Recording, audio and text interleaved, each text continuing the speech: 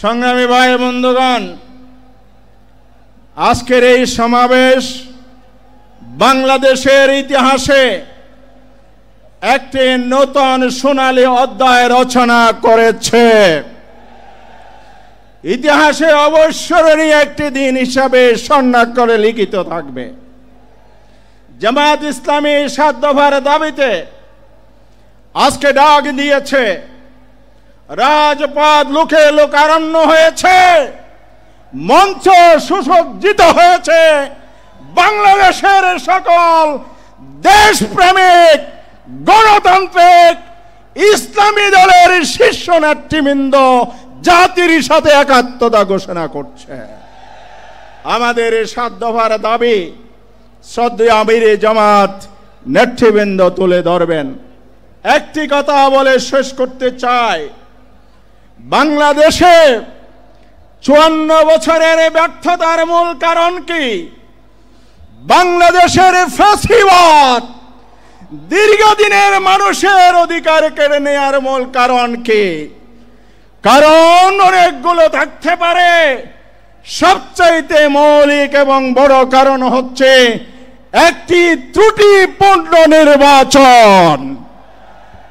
বাংলাদেশের মতো ৫৫টি দেশ আজও ব্রিটিশ প্রবর্তিত পিটিটিপি পদ্ধতি, আসন ভিত্তিক প্রার্থী ভিত্তিক নির্বাচন চালু রয়েছে ব্রিটিশের প্রতি আনুগত্য প্রদর্শন স্বরূপ। আর গোটা দুনিয়ায় ইউরোপ, আফ্রিকা, এশিয়া মহাদেশের অসংখ্য দেশে, শতাধিক দেশে পিআর পদ্ধতি চালু রয়েছে। ৭ দফার অন্যতম দাবি, অবিলম্বে নির্বাচনকে যদি কালো টাকা, ফ্যাসিবাদ, নমিনেশন বাণিজ্য এবং মানুষের ভোটাধিকারের নিশ্চয়তা দিতে হয়, পিআর পদ্ধতি ছাড়া কোনো উপায় নাই, বিকল্প নাই, বিকল্প নাই, কোনো বিকল্প নাই।